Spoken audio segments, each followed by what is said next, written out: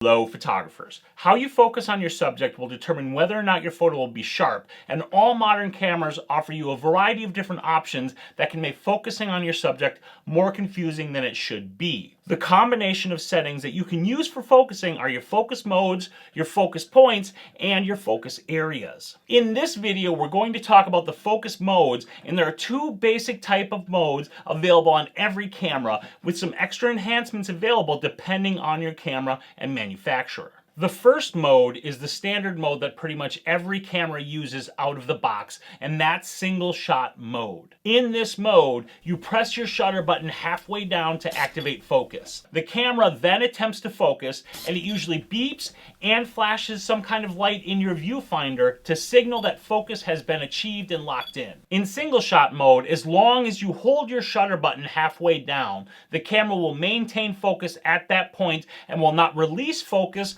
until you either take the photo or release the shutter button. After releasing the button or taking a photo, you repeat the process for your next photo. Single shot focus mode is the default because it is good for focusing on pretty much any subject and pretty much any situation. The one situation where single shot is no good for focusing is with moving subjects, which brings us to the second type of focusing mode, typically referred to as continuous focus. This mode is specifically designed for moving subjects. Just like in single shot mode, you press your shutter button halfway down to activate focus, but when you do, you won't get a beep. Instead, it attempts to follow the moving subject, continuously refocusing the lens as the subject moves through the scene. When you press the shutter button down, the camera will take the photo, and after the photo, if you release the shutter button back to the halfway point, it will continue to focus on the moving subject in the scene. If you fully release the shutter button, then it stops focusing entirely. So those are the two basic types of focusing modes,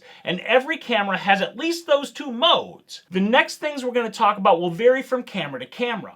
A fairly common, but not entirely common focus mode is the hybrid mode. The hybrid mode is definitely available on Canon and Nikon cameras, but other manufacturers may or may not offer it. The hybrid mode is supposed to be a smart mode, and it's a combination of the single shot and continuous modes. When using the hybrid mode, the default behavior is as if you were shooting in single shot mode. You press the shutter button halfway to obtain a focus lock, and you'll get the beep, and if you finish pressing the shutter button, it'll take the photo and you'll just start over again. But the smart part of the hybrid mode is supposed to activate if your subject suddenly starts moving. Now I say supposed to a lot here because how well the hybrid mode actually works will vary, but that's how they're supposed to work. Assuming it works well on your camera, this mode is good to use on subjects that you hope to be still or that will start out still but could start moving without any notice. A great use case for it is wildlife photography, and another great use case is when photographing children who are a bit like wild animals. The final mode is less of a mode and more of an enhancement,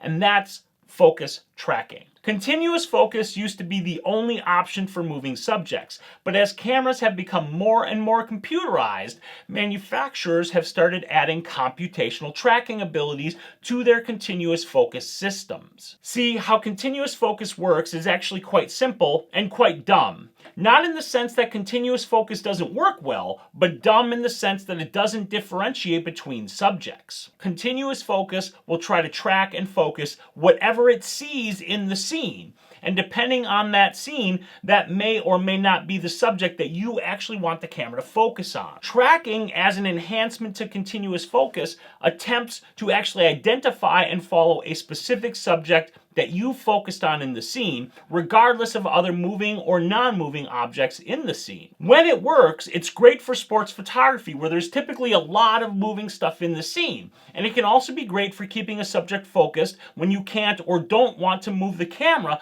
to follow that subject. Now, even with these enhancements, the focus modes are still pretty straightforward. You basically have the two modes, single shot for standard non-moving subjects and continuous for moving subjects. The thing that's important to remember about your focusing mode is that, like many other camera options, the focus mode doesn't change back when you're done taking photos. So if you're using continuous focus to shoot some sports one day, and then the next day you go out to shoot some landscapes, if you didn't change your focus mode back to single shot, you'll end up trying to focus on the landscape and wondering why the camera won't focus lock and beep. So make sure you switch it back when you're done shooting, or double check it every time you start shooting. Now I've put together a cheat sheet showing you how to change the focus mode on most of the major cameras out there and the names of all the focus modes for those manufacturers, because they can't all be the same, of course. So you can get this cheat sheet with this and more at this link right here. Now, if you have any questions about autofocus or photography in general, let me know down in the comments. And then do me a favor, would you like this video and subscribe to my channel? If you really like this video, share it with your friends. The sharing really helps the channel grow. But the most important thing you need to do is get out there, take some damn photos. I'll see you guys tomorrow. Balls. Recording videos when you're sick sucks. Thank you for watching. Now, I get loads of questions and they all boil down to one thing, which is how do I make my camera do what I want it to do? And here's the thing, your camera is like an instrument, and you can't make music if you can't play your instrument. If you want to learn how to play your camera like the instrument it is, visit this link right here to check out my Guide to Shooting in Manual Mode video course.